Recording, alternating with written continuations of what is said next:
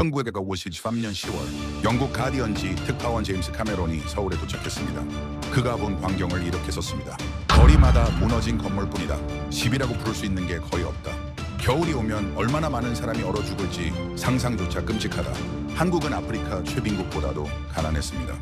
1954년 3월 미국 타임지가 한국을 이렇게 불렀습니다. 인류 역사상 가장 완벽하게 파괴된 나라. 이 나라가 자립 경제를 이루는 것은 불가능하다. 그런데 말입니다. 72년이 지난 2025년 한국은 세계 10위 경제 대국이 되었습니다. 도대체 무슨 일이 있었던 걸까요? 오늘 우리는 BBC, 뉴욕타임스, 파이낸셜 타임스가 72년간 기록한 자료를 따라가면서 이 질문에 답하겠습니다. 1953년 7월 27일 휴전협정이 체결되었습니다. 3년간의 전쟁이 끝났습니다. 그러나 국가는 폐허였습니다. 서울 인구 100만 명 중 60만 명이 판잣집에서 살았습니다. 상수도가 없었습니다. 전기도 제대로 들어오지 않았습니다. 전쟁 전에 있던 공장 600개 중 500개가 폭격으로 망가졌습니다. 남은 공장도 돌아갈 전기가 없었고 전기가 있어도 돌릴 기술자가 없었습니다. 1953년 11월 프랑스 르몽드지가 이렇게 썼습니다. 한국은 국가라고 부를 수 없다. 이건 그냥 폐허다. 원조로 연명하는 거대한 난민촌일 뿐이다. 국제사회의 시각은 명확했습니다. 한국은 영구적인 원조 대상국이 될 거라는 거였죠. 하지만 바로 이 순간 절망의 밑바닥에서 뭔가가 시작되고 있었습니다. 세계가 주목하지 않은 곳에서요. 1955년 9월 한국 정부가 이상한 결정을 내렸습니다. 초등학교 의무교육 시작. 나라에 돈도 없고 먹을 것도 없는데 학교부터 짓기 시작한 겁니다. 1956년부터 1960년 사이 한국에 세워진 학교 수가 무려 3,247개였습니다. 하루에 2개씩 학교가 생긴 셈입니다. 판잣집 마을에도 학교가 들어섰습니다. 산골 마을에도 학교가 세워졌습니다. 1957년 8월 영국 이코노미스트 특파원이 경기도의 한 시골 학교를 방문했습니다. 그가 쓴 기사입니다. 한국 정부는 우선순위를 잘못 잡은 것 같다. 배고픈 사람에게 필요한 건 책이 아니라 빵이다. 맞는 말처럼 들렸습니다. 당장 먹고 살기도 힘든데 교육이 무슨 소용이냐는 거죠. 하지만 한국은 멈추지 않았습니다. 1958년 서울 청계천 판잣집 마을에 야학이 생겼습니다. 낮에 일하느라 학교에 못 간 어른들을 위한 학교였습니다. 공장 노동자들이 밤 9시에 일을 마치고 야학에 모였습니다. 뉴욕타임스 특파원이 1958년 11월에 이 야학을 취재했습니다. 40대 노동자가 10대 학생 옆에 앉아 한글을 배운다. 전구 하나 아래 30명이 공책에 글씨를 쓴다. 이들의 눈빛이 너무 진지해서 놀랐다. 왜 이렇게까지 배우려 했을까요? 당시 사람들은 알았던 겁니다. 배워야 먹고 산다는 걸요. 글을 읽어야 기술을 배울 수 있고 기술을 배워야 더 나은 일자리를 구할 수 있다는 걸 본능적으로 알았던 거예요. 1959년 놀라운 통계가 나왔습니다. 한국의 문맹률이 78%에서 22%로 떨어진 겁니다. 불과 6년 만에요. 같은 해 유네스코가 한국의 교육 현황을 조사했습니다. 보고서에 이런 문장이 있었습니다. 한국만큼 짧은 시간에 문맹률을 낮춘 나라는 전례가 없다. 국민의 교육열이 경제 수준을 훨씬 초과한다. 경제 수준을 초과하는 교육열. 정확한 표현이었습니다. 1960년 3월 한국의 초등학교 취학률이 96%를 돌파했습니다. 같은 시기 인도는 61%, 필리핀은 72%였습니다. 한국보다 훨씬 잘 사는 나라들이었는데도 취학률은 한국이 더 높았던 겁니다. 그런데 이들은 몰랐습니다. 1950년대에 학교를 다닌 그 아이들이 1960년대에 공장으로 들어갈 거라는 걸요. 그리고 그들이 한국을 완전히 바꿔놓을 거라는 걸요. 1961년 1월 1일 한국의 수출액은 3,290만 달러였습니다. 수입액은 3억 4,300만 달러였습니다. 10배 이상 차이가 났습니다. 한국이 수출하던 것들이 뭐였는지 아십니까? 텅스텐, 원석, 생선, 김 그리고 가발이었습니다. 1961년 7월 충격적인 선언이 나왔습니다. 10년 안에 수출 10억 달러를 달성하겠다. 계산기를 두드려 볼까요? 3,290만 달러에서 10억 달러면 30배를 늘리겠다는 겁니다. 10년 만에요. 1961년 9월 영국 파이낸셜 타임스가 이 소식을 듣고 기사를 썼습니다. 비현실적인 목표. 한국 정부는 경제를 이해하지 못하는 것 같다. 원조 없이는 생존도 어려운 나라가 수출 강국이 된다는 건 환상이다. 냉정한 평가였습니다. 실제로 불가능해 보였으니까요. 하지만 한국은 그냥 시작했습니다. 1962년 1월, 울산에 첫 공업단지가 들어서기 시작했습니다. 아무것도 없던 어촌 마을이었습니다. 1962년 5월, 미국 월스트리트 저널 특파원이 울산을 방문했습니다. 황량한 해변에 공장을 짓고 있다. 인프라도 없고 숙련 노동자도 없다. 대체 무엇을 만들려는 건지 아무도 모른다. 맞았습니다. 당시 한국 사람들도 잘 몰랐습니다. 뭘 만들어 팔아야 할지. 그냥 일단 공장부터 짓고 있었던 거예요. 1965년 6월 22일, 한일 국교 정상화 조약이 체결됐습니다. 서울거리에서 대규모 시위가 일어났습니다. 왜 일본과 손을 잡느냐? 불과 20년 전까지 식민 지배를 당했던 나라입니다. 받아들여지지 않았습니다. 하지만 정부는 밀어붙였습니다. 1965년 8월, 뉴욕타임스가 이렇게 썼습니다. 한국은 실용주의를 선택했다. 감정보다 경제를 택한 것이다. 조약이 체결되고 일본에서 기술과 자본이 들어오기 시작했습니다. 1966년 3월, 일본 니케이 신문이 한국 연수생들을 취재했습니다. 한국인들은 메모를 엄청나게 한다. 작은 것 하나도 놓치지 않으려고 한다. 퇴근 후에도 숙소에서 공부한다. 배우려는 열망이 대단했던 겁니다. 1967년 4월 1일, 포항에 제철소 건설이 시작됐습니다. 세계은행이 뭐라고 했는지 아십니까? 한국에는 철광석도 없고 석탄도 없다. 제철소를 지어봤자 경쟁력이 없을 것이다. 이 프로젝트에 투자하지 않는 것을 권고한다. 세계은행이 반대한 겁니다. 그래서 한국은 어떻게 했을까요? 일본에서 돈을 빌렸습니다. 그리고 그냥 지었습니다. 1968년 2월 1일, 경부고속도로 건설이 시작됐습니다. 서울에서 부산까지 428km. 1968년 3월, 영국 로이터 통신이 이렇게 보도했습니다. 한국은 자동차도 별로 없는데 왜 고속도로를 만드는가? 이해할 수 없는 결정이다. 맞는 말이었습니다. 1968년 한국의 자동차 등록 대수는 2만 7천 대였습니다.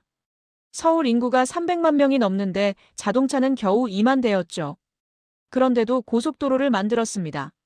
자동차가 없으니까 고속도로를 안 만드는 게 아니라 고속도로가 있어야 자동차가 늘어난다는 논리였습니다. 1970년 7월 7일, 경부고속도로가 완공됐습니다. 2년 5개월 만이었습니다. 세계 건설사에서도 기록적인 속도였습니다. 1969년 11월 30일. 드디어 그날이 왔습니다. 한국의 연간 수출액이 10억 달러를 돌파한 겁니다. 정확히는 10억 240만 달러였습니다. 1961년에 세운 목표 기억하십니까? 10년 안에 수출 10억 달러. 정확히 8년 만에 달성했습니다. 1969년 12월 2일, 영국 파이낸셜 타임스가 일면에 큰 기사를 실었습니다. 한국의 놀라운 성장. 우리가 틀렸다. 비현실적이라고 했던 그 목표를 8년 만에 달성했다. 비현실적이라고 했던 그 신문이 틀렸다고 인정한 겁니다. 1970년 12월, 미국 뉴욕타임스가 한국 특집 기사를 냈습니다. 제목이 인상적이었습니다. 한국, 더 이상 원조 대상국이 아니다. 아시아의 신흥공업국으로 떠올라. 10년 전만 해도 자립 불가능이라던 나라가 이제 신흥공업국이 된 겁니다. 1953년의 선택을 다시 봅시다. 교육에 투자했습니다. 먹을 것도 없는데 학교부터 지었습니다.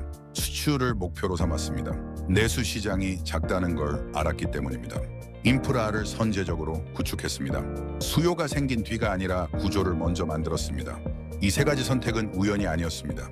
조건이 최악이었기 때문에 전략이 치밀해질 수밖에 없었습니다.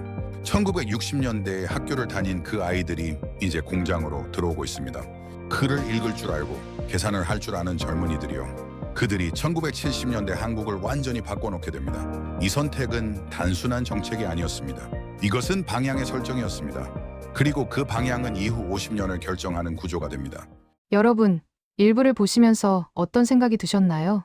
1953년의 한국과 2025년의 한국. 그 사이에는 무엇이 있었을까요? 댓글로 여러분의 생각을 들려주세요. 그리고 구독 버튼을 눌러주시면 2부에서 더 놀라운 이야기를 들려드리겠습니다. 이 영상을 마지막까지 보고 나면 여러분의 마음과 생각이 완전히 달라져 있을 거예요. 1971년 3월 울산 미포만의 한 모래사장에서 기공식이 열렸습니다. 현대조선 건설 기공식이었습니다. 그런데 이게 말이 안 되는 상황이었습니다. 배를 만들어 본 적도 없는 회사가 조선소를 짓겠다고 나선 겁니다. 조선소도 없었습니다. 기술자도 없었습니다. 설계도도 없었습니다. 그냥 모래사장만 있었습니다. 1971년 6월 영국 로이드 성급협회 조사단이 울산을 방문했습니다. 로이드는 세계에서 가장 권위 있는 선박 인증 기관입니다. 그들이 본 광경은 충격적이었습니다. 이 사람들은 조선소를 지으면서 동시에 배를 만들려고 한다. 도면도 제대로 없다. 경험 있는 기술자도 거의 없다. 이건 미친 짓이다. 로이드 조사단의 보고서에 실린 내용입니다. 실제로 미친 것처럼 보였습니다. 보통은 조선소를 먼저 완성하고 그 다음에 배를 만들거든요. 그런데 현대는 둘을 동시에 하고 있었던 겁니다. 1972년 3월 현대조선소에 유럽에서 기술자들이 왔습니다. 스코틀랜드 조선 엔지니어들이었습니다. 그들은 한국 기술자들에게 용접을 가르쳤습니다. 블록 공법을 알려줬습니다. 한국 기술자들은 메모를 엄청나게 했습니다. 퇴근 후에도 숙소에서 공부했습니다. 1974년 6월 28일 기적이 일어났습니다. 26만 톤급 유조선 애틀란틱 베러노가 진수됐습니다. 조선소를 짓기 시작한 지 불과 3년 만이었습니다. 1974년 7월 1일 영국 파이낸셜 타임스가 놀라움을 감추지 못했습니다. 한국은 조선 경험이 전무했다. 그런데 3년 만에 26만 톤급 유조선을 만들었다. 유럽 조선소들도 5년은 걸리는 일이다. 도대체 어떻게 한 것인가? 어떻게 했을까요? 하루 12시간씩 일했습니다. 일요일도 없었습니다. 한 번 시작하면 완성할 때까지 멈추지 않았습니다. 1975년 현대조선은 세계 조선 시장에 본격 진출했습니다. 그리스 선주들이 주문을 넣기 시작했습니다. 배를 만들어 본 적 없던 나라가 불과 4년 만에 세계 시장에서 경쟁하기 시작한 겁니다. 1970년대 초반 한국 경제에는 명확한 시스템이 있었습니다. 정부와 금융과 기업의 삼각체계였습니다. 먼저 정부가 전략 산업을 지정했습니다. 철강, 조선, 석유화학, 전자, 기계. 왜 이 산업들이었을까요? 수출 경쟁력을 높일 수 있는 분야였기 때문입니다. 부가가치가 높았기 때문입니다. 기술 축적이 가능한 영역이었기 때문입니다. 방향이 설정되자 돈이 움직였습니다. 정책 금융이 투입됐습니다. 은행 대출이 전략 산업에 집중됐습니다. 금리는 낮게 유지됐습니다. 기업들은 이 돈으로 공장을 지었습니다. 설비를 들여왔습니다. 기술자를 훈련시켰습니다. 그런데 이것은 단순한 지원이 아니었습니다. 목표가 명확했습니다. 수출 실적이 요구됐습니다. 기술 수준 향상이 전제됐습니다. 국제 경쟁력 확보가 조건이었습니다. 지원은 있었지만 성과 없이는 지속되지 않았습니다. 1972년 8월 미국 포브스지가 한국을 취재했습니다. 한국의 경제 시스템은 독특하다. 정부가 방향을 제시하고 은행이 자금을 대고 기업이 실행한다. 이것은 시장 경제도 아니고 계획 경제도 아니다. 한국만의 방식이다. 정확한 분석이었습니다. 1973년 7월 3일 포항제철 1기 설비가 가동을 시작했습니다. 연간 103만 톤 규모였습니다. 세계은행이 반대했던 그 프로젝트였습니다. 경쟁력이 없을 것이라던 그 제철소였습니다. 그런데 상황이 바뀌기 시작했습니다. 조선 산업이 성장했습니다. 배를 만들려면 철강이 필요했습니다. 자동차 산업이 확대됐습니다. 차를 만들려면 철강이 필요했습니다. 건설 수요가 급증했습니다.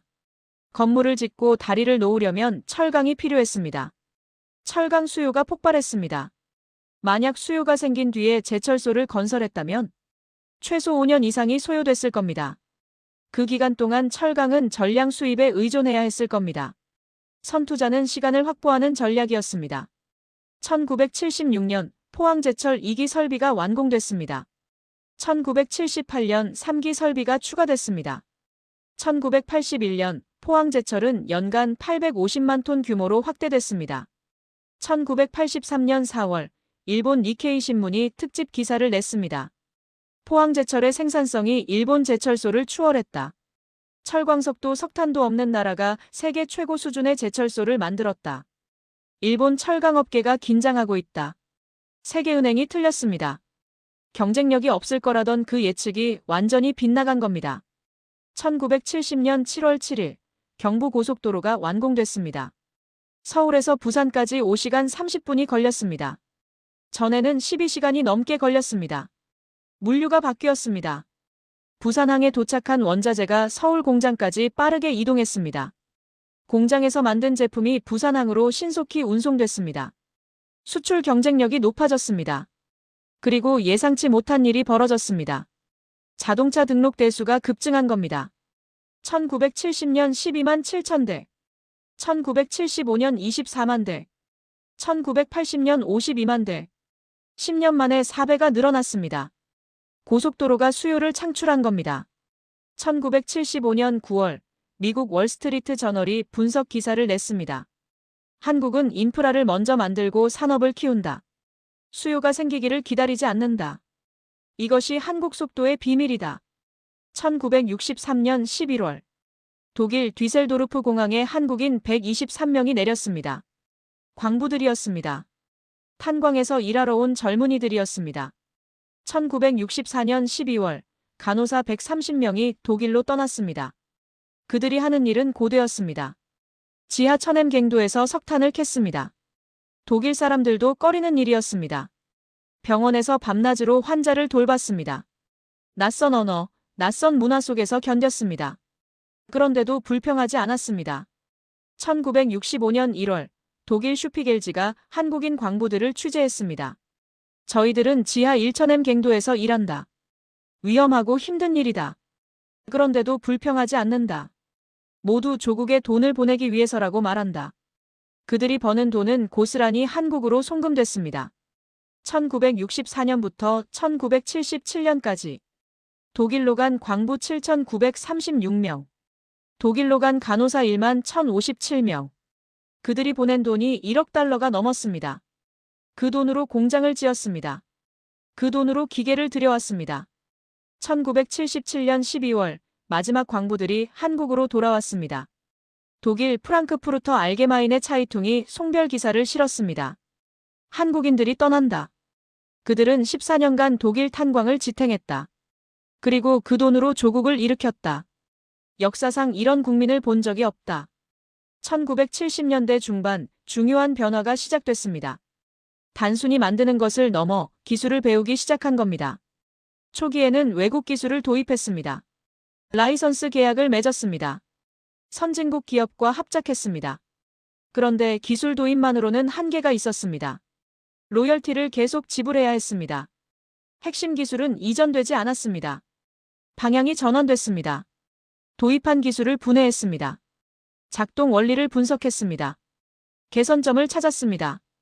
그리고 독자화했습니다.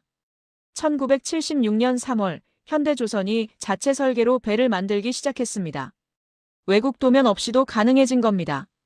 1978년 8월 포항제철이 독자 기술로 아변 공정을 개선했습니다. 일본 기술자들이 놀랐습니다. 1979년 11월 미국 비즈니스 위크가 특집을 냈습니다. 한국은 더 이상 모방하지 않는다. 기술을 배우고 개선하고 독자화한다. 한국이 경쟁자가 되고 있다. 1970년 한국의 수출액 8억 3,500만 달러. 1980년 한국의 수출액 175억 달러. 10년 만에 21배 증가했습니다. 1970년 1인당 국민소득 252달러. 1980년 1인당 국민소득 1,645달러. 10년 만에 6.5배 증가했습니다. 1970년 자동차 생산 2만 8천 대. 1980년 자동차 생산 12만 3천 대. 1970년 철강 생산 48만 톤. 1980년 철강 생산 850만 톤. 1970년 선박 건조 2만 톤. 1980년 선박 건조 270만 톤. 이것은 숫자가 아니라 압축 성장의 기록입니다. 1980년 12월 31일 미국 뉴욕타임스가 1970년대를 정리하는 기사를 냈습니다. 1970년대 한국은 세계에서 가장 빠르게 성장한 나라였다. 교육받은 인력, 정부의 전략, 기업의 실행, 국민의 헌신이 결합됐다. 이것은 개발도상국의 새로운 모델이다. 1970년대가 끝나갈 무렵 한국의 경제 구조는 명확한 형태를 갖추고 있었습니다. 정부 금융기업의 협력 체계가 작동했습니다. 인프라가 선제적으로 구축됐습니다. 기술이 점진적으로 축적됐습니다. 삼각 시스템은 속도를 가능하게 했습니다. 시장이 형성되기를 기다리지 않았습니다. 수요가 생긴 뒤 공급하지 않았습니다. 구조를 먼저 만들고 산업을 키웠습니다. 1950년대에 학교를 다닌 아이들이 1970년대 공장에서 일하고 있었습니다. 1960년대에 만든 수출 구조가 1970년대 폭발적 성장으로 이어졌습니다. 모든 것이 연결돼 있었습니다. 그런데 1980년대 새로운 도전이 기다리고 있었습니다. 오일 쇼크가 왔습니다. 세계 경제가 흔들렸습니다. 압축 성장 모델이 처음으로 진짜 시험대에 오르게 됩니다. 여러분, 놀랍지 않으신가요? 조선소도 없이 배를 만들고, 철광석도 없이 제철소를 짓고, 자동차도 없이 고속도로를 만들었습니다. 도대체 어떻게 가능했던 걸까요? 댓글로 여러분의 경험담과 생각을 들려주세요.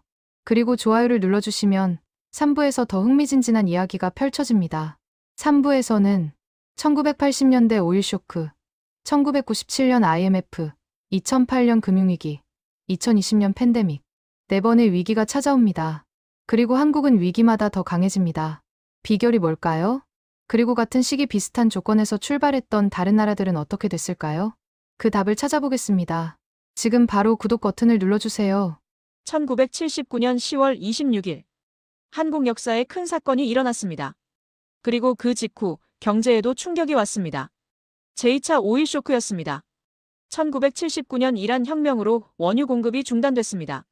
배럴당 13달러였던 유가가 40달러로 폭등했습니다. 3배가 뛴 겁니다. 한국은 에너지를 100% 수입에 의존하고 있었습니다. 석유가 없으면 공장이 멈췄습니다. 공장이 멈추면 수출이 중단됐습니다. 1980년 한국 경제 성장률이 마이너스 1.6%를 기록했습니다. 전쟁 이후 처음으로 마이너스 성장이었습니다. 1980년 3월 미국 월스트리트 저널이 이렇게 썼습니다. 한국의 고속 성장 시대가 끝났다. 에너지 위기는 한국 같은 수출 의존 경제의 치명타다. 1970년대의 기적은 일회성이었을 가능성이 크다. 세계는 다시 한국을 의심했습니다. 그런데 한국은 무너지지 않았습니다. 아니, 무너지지 않은 정도가 아니었습니다. 위기를 전환의 기회로 만들었습니다. 어떻게요?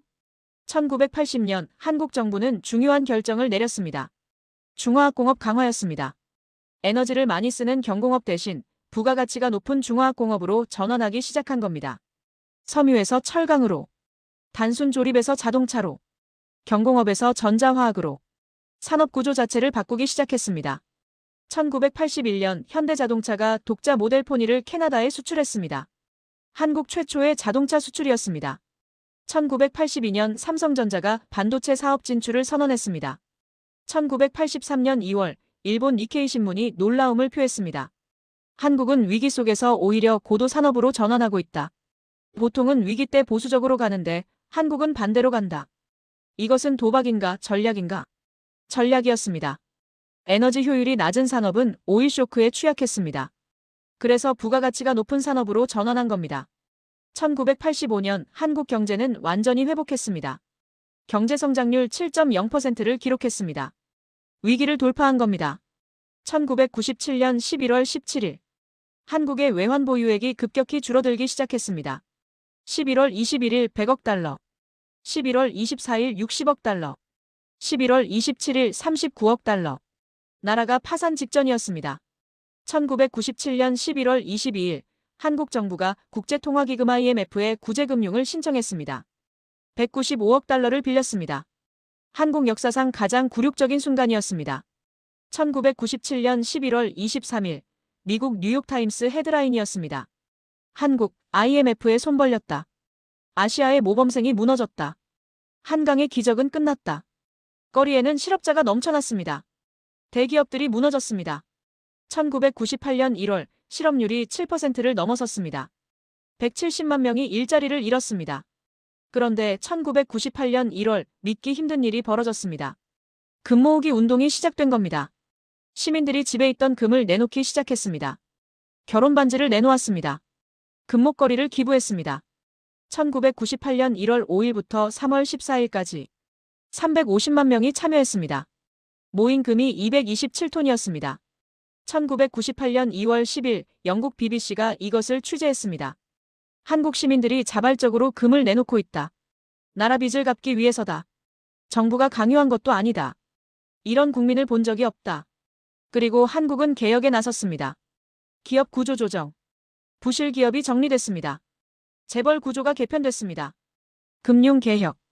은행들이 통폐합됐습니다. 건전성 기준이 강화됐습니다. 외환 관리 강화. 외환 보유액 확충 전략이 수립됐습니다. 1999년 한국 경제는 플러스 성장으로 돌아섰습니다. 10.7% 성장을 기록했습니다. 2001년 8월 23일 IMF 차입금을 조기 상환했습니다. 위기 발생 후 4년 만이었습니다. 2001년 8월 24일 미국 월스트리트 저널이 일면에 실었습니다. 한국 IMF 졸업. 한국은 위기를 기회로 바꿨다. 구조조정을 단행했고 경쟁력을 높였다. 더 강한 나라로 다시 태어났다. 2008년 9월 15일 미국 리먼 브라더스가 파산했습니다. 2008년 글로벌 금융위기가 시작됐습니다. 전 세계가 공황에 빠졌습니다. 미국 경제가 마이너스 2.5% 성장했습니다. 유럽은 마이너스 4.3%였습니다. 세계 교역량이 급감했습니다. 수출이 타격을 받았습니다. 10년 전 IMF 악몽이 떠올랐습니다. 그런데 한국은 달랐습니다. 2009년 한국 경제 성장률 0.8% 플러스였습니다. 왜 달랐을까요? IMF 이후 쌓아둔 외환 보유액이 있었습니다. 2008년 말 기준 2012억 달러였습니다. 1997년 39억 달러였던 것과 비교하면 50배 이상 증가한 겁니다. 금융 시스템도 안정적이었습니다.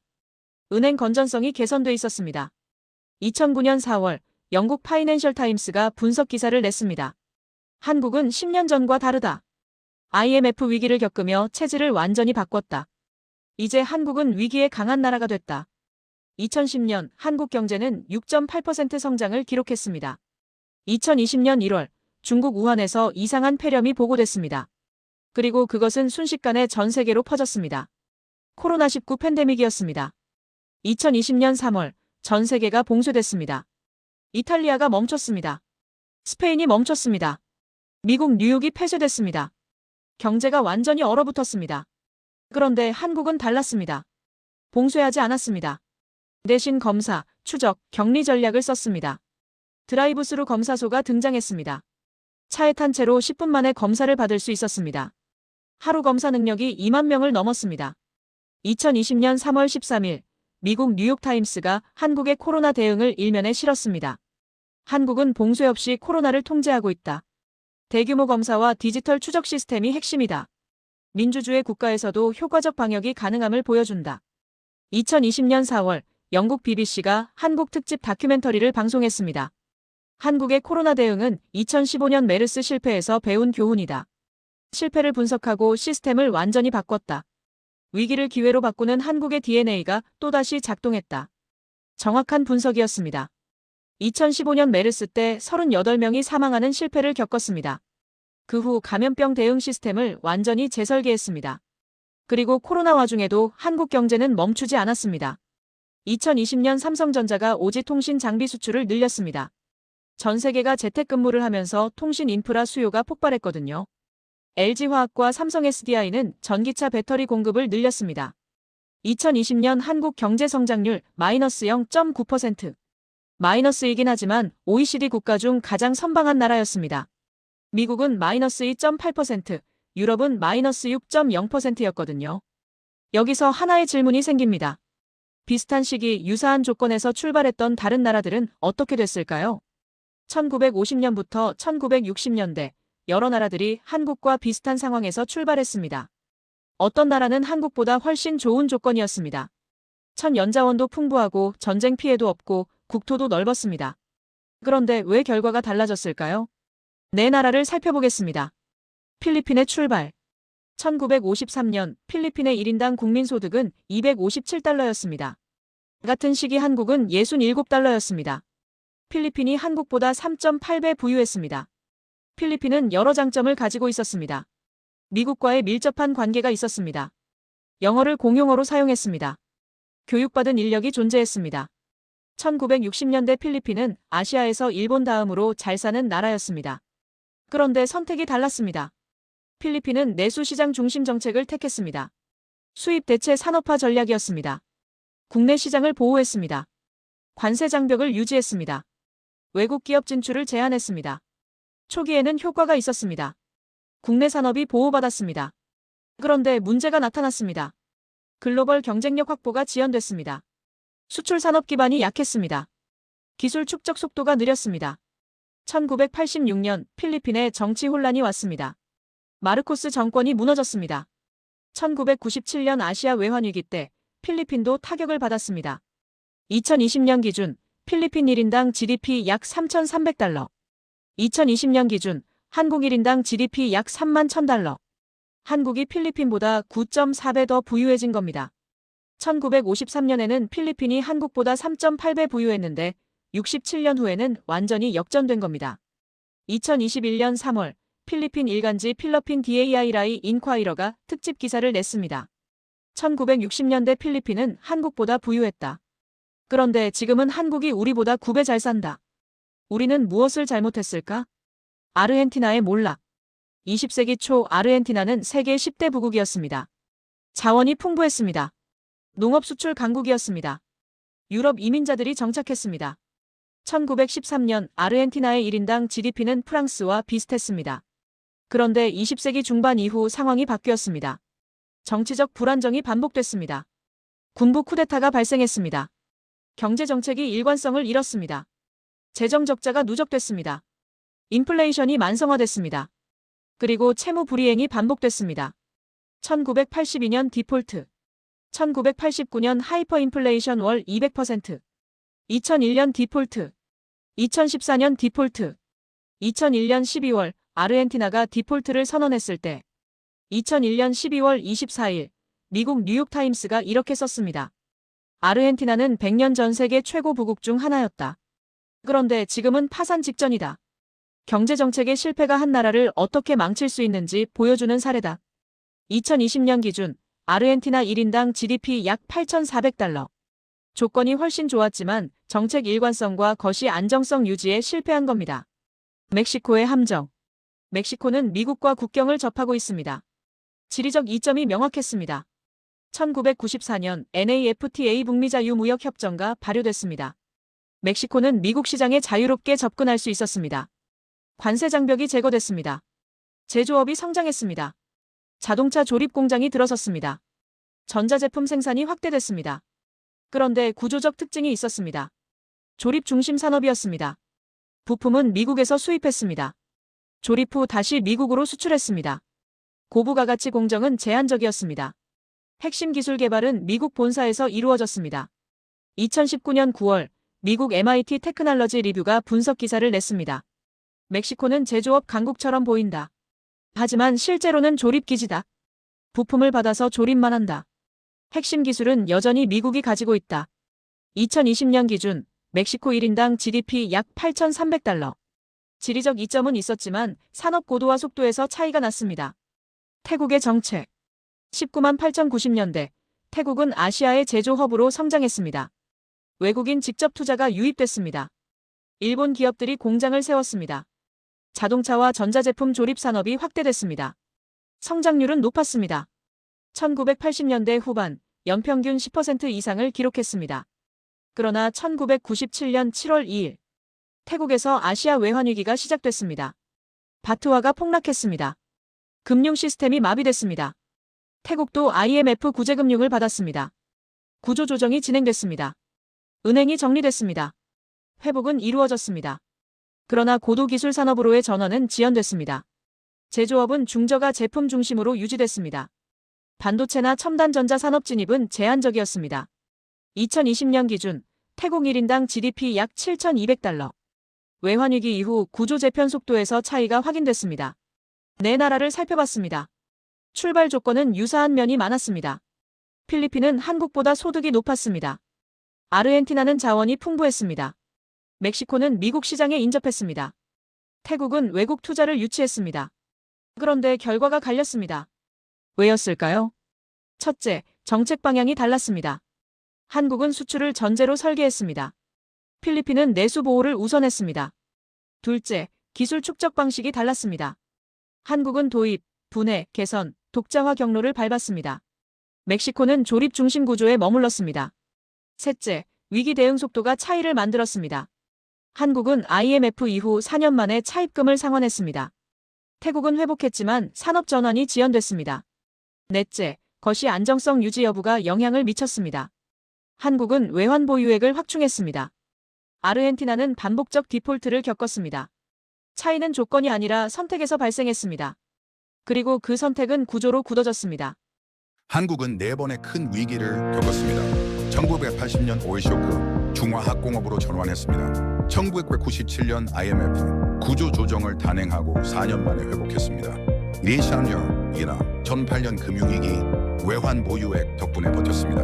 2020년 팬데믹 검사 추적 격리로 경제를 지켰습니다. 위기마다 더 강해졌습니다. 그리고 같은 시기 출발했던 다른 나라들과 비교하면 차이가 명확해집니다. 성공은 출발점 때문이 아니라 위기 대응 방식과 선택에서 갈렸습니다.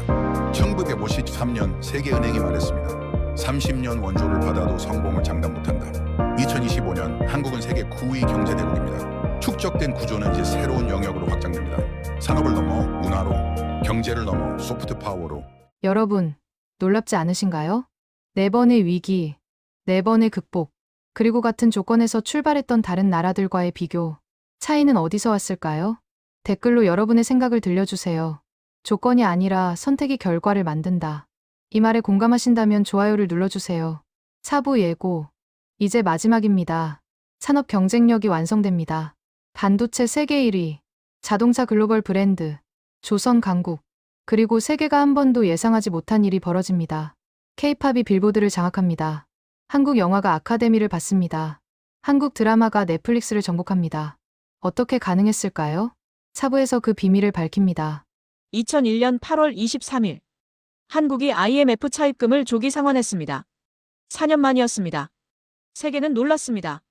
어떻게 이렇게 빨리 회복했지? 그런데 한국은 여기서 멈추지 않았습니다. 2000년대 들어 새로운 국면이 시작됐습니다. 제조 경쟁력이 세계 수준에 도달했습니다. 기술 독자성이 확보됐습니다. 그리고 축적된 역량이 다른 영역으로 번져나가기 시작했습니다. 산업을 넘어 문화로, 하드파워를 넘어 소프트 파워로. 2020년대 세계는 완전히 새로운 한국을 보게 됩니다. 1983년 삼성전자가 64K DRAM 개발에 성공했습니다. 한국 최초의 반도체였습니다. 그때부터 40년이 흘렀습니다. 2023년 11월 챗GPT 열풍이 불었습니다. 전 세계가 AI에 열광했습니다. 그리고 사람들이 알게 됐습니다. AI의 핵심이 반도체라는 걸요. 특히 HBM 고대역폭 메모리라는 특수 반도체가 필요하다는 걸요.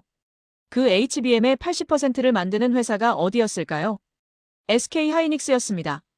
2024년 1월 SK하이닉스 주가가 사상 최고가를 경신했습니다. 시가총액이 120조 원을 넘어섰습니다.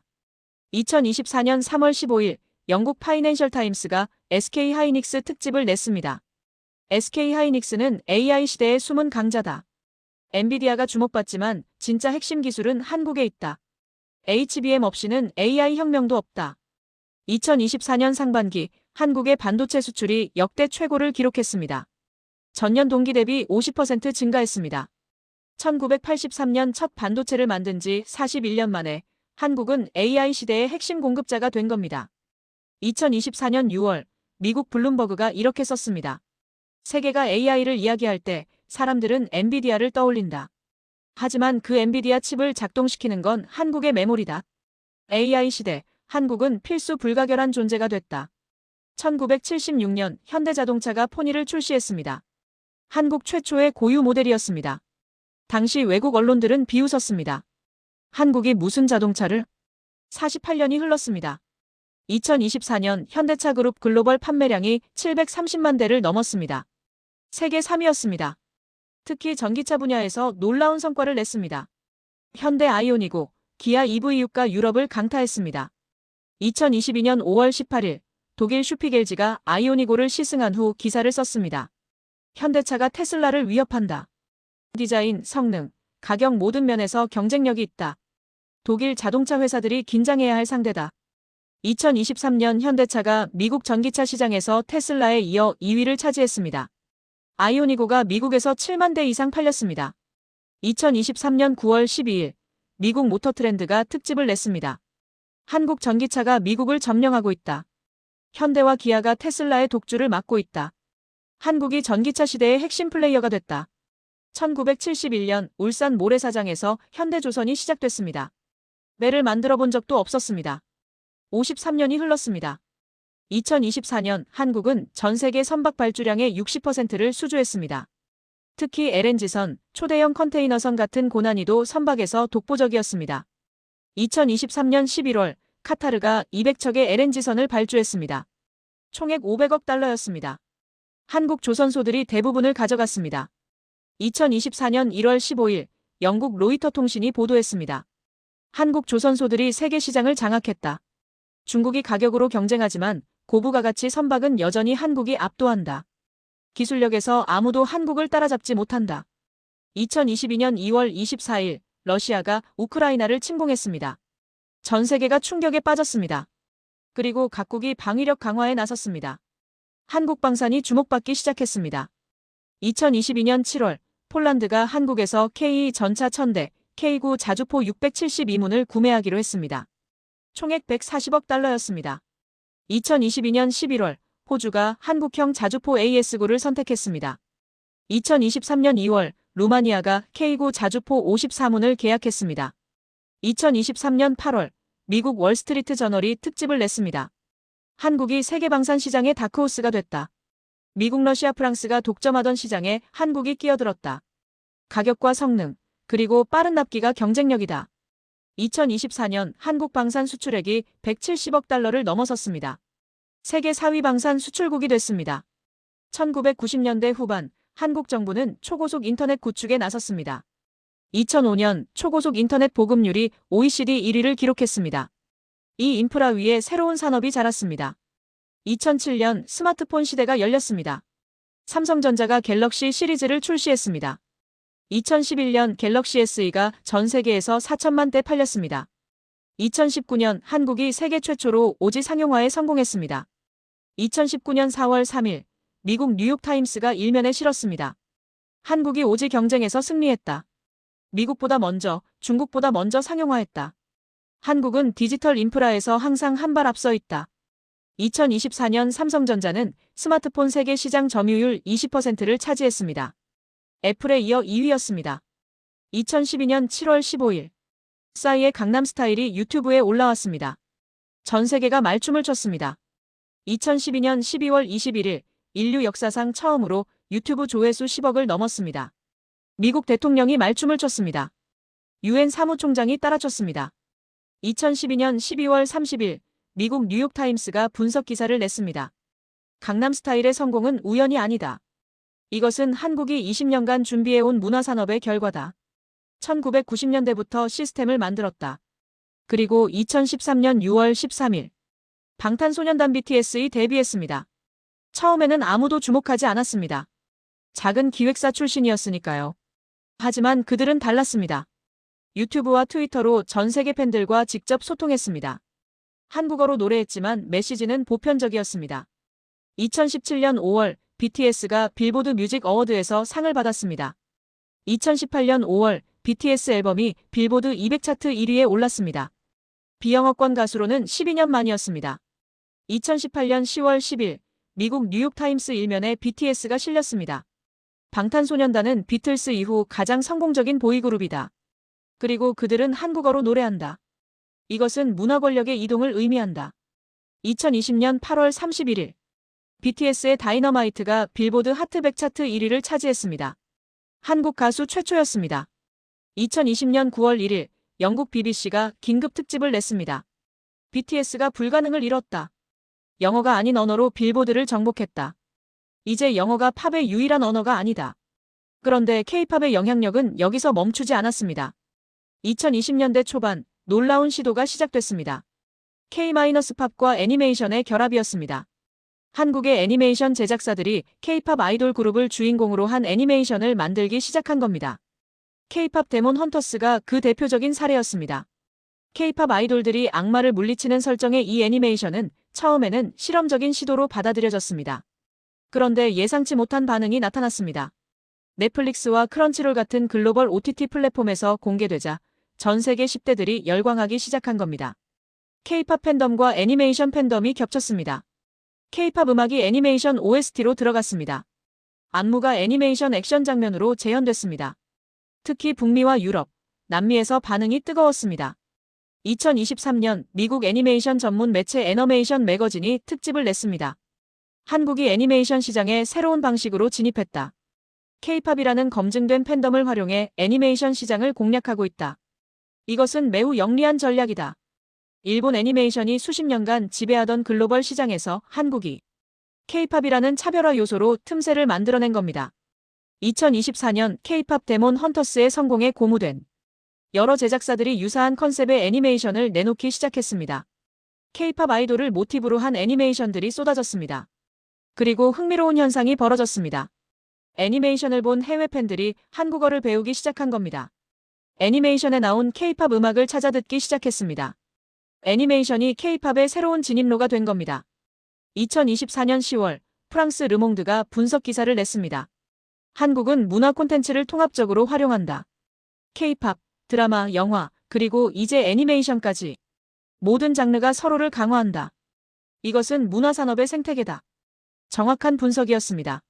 1970년대에 제조업에서 만들어진 완벽주의가 1990년대에 K-팝으로 이어졌고 2000년대에 드라마와 영화로 확장됐고 2020년대에는 애니메이션까지 확장된 겁니다. 모든 것이 연결돼 있었습니다. 2019년 5월 25일 봉준호 감독의 기생충이 칸 영화제 황금종려상을 받았습니다. 한국 영화 최초였습니다. 2019년 5월 26일 프랑스 르몽드가 일면에 실었습니다. 한국 영화가 칸을 정복했다. 봉준호는 사회 불평등이라는 보편적 주제를 한국적 방식으로 풀어냈다. 그런데 진짜는 이제부터였습니다. 2020년 2월 9일 기생충이 아카데미 시상식에서 작품상을 받은 겁니다. 비영어권 영화로는 최초였습니다. 그것도 작품상, 감독상, 각본상, 국제영화상 4관왕이었습니다. 전 세계가 놀랐습니다. 2020년 2월 10일 미국 로스앤젤레스 타임스 헤드라인이었습니다. 한국 영화가 할리우드를 이겼다. 이것은 문화 권력의 이동이다. 더 이상 영어가 세계 영화의 언어가 아니다. 오스카 시상식에서 봉준호 감독이 한 말이 인상적이었습니다. 가장 개인적인 것이 가장 창의적이다. 한국적인 것이 세계적인 것이 될 수 있다는 증명이었습니다. 2021년 9월 17일 넷플릭스 드라마 오징어 게임이 공개됐습니다. 그리고 전 세계를 휩쓸었습니다. 94개국에서 1위를 했습니다. 넷플릭스 역사상 최고 기록이었습니다. 2021년 10월 미국 월스트리트 저널이 분석 기사를 냈습니다. 오징어 게임은 한국 콘텐츠의 완성도를 보여준다. 제작비, 연출, 연기, 스토리 모든 면에서 할리우드 수준이다. 어떤 면에서는 할리우드를 넘어섰다. 4년 연속 문화 정복이 벌어진 겁니다.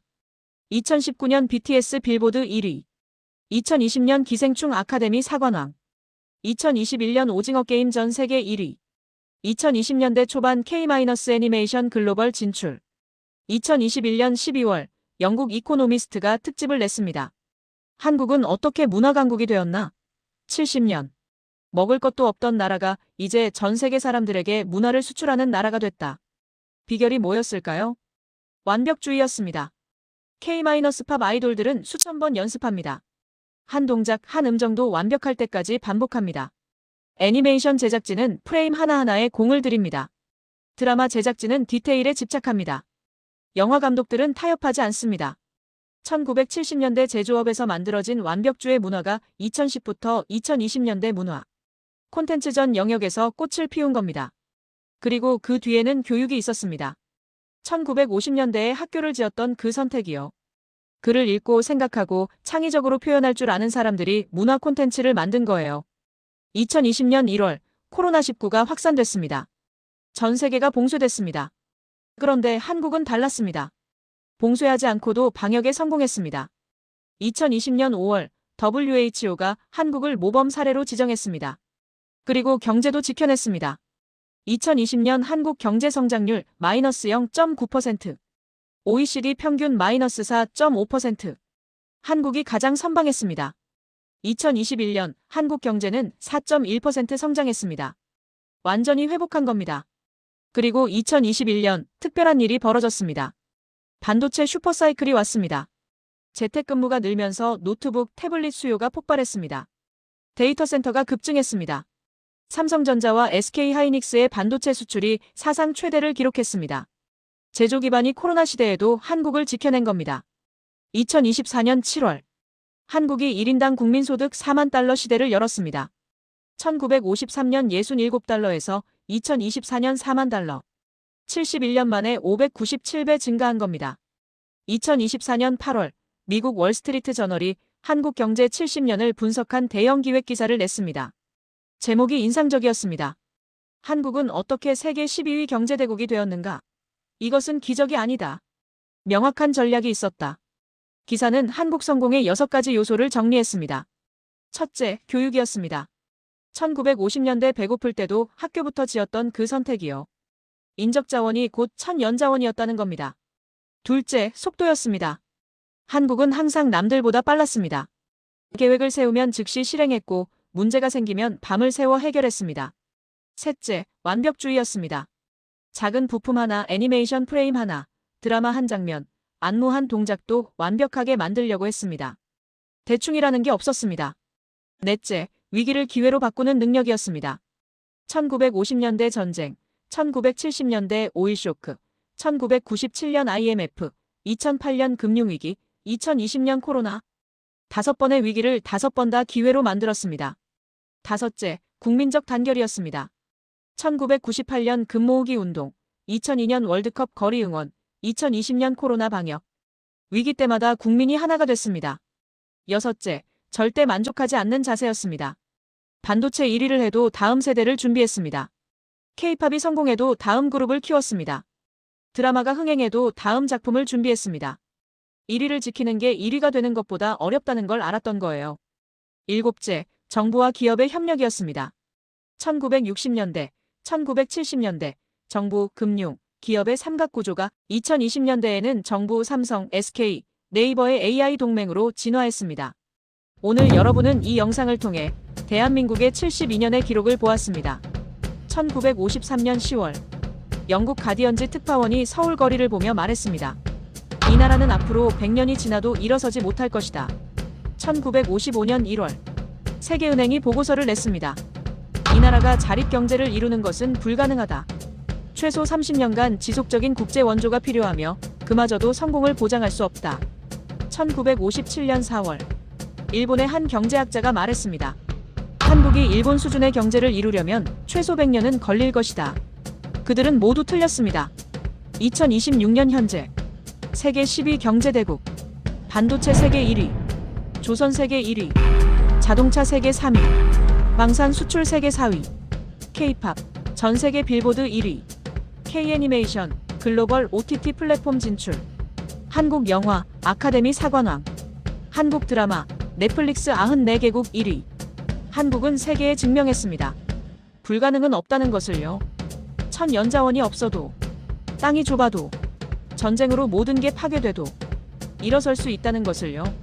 필요한 건 교육, 속도, 완벽주의, 위기 극복 능력, 국민적 단결, 그리고 끊임없는 도전 정신. 이 6가지만 있으면 어떤 나라든 개인이든 어떤 조직이든 성공할 수 있다는 메시지입니다. 1953년부터 2025년까지 72년의 기록. 국제 언론이 지켜본 대한민국의 이야기였습니다.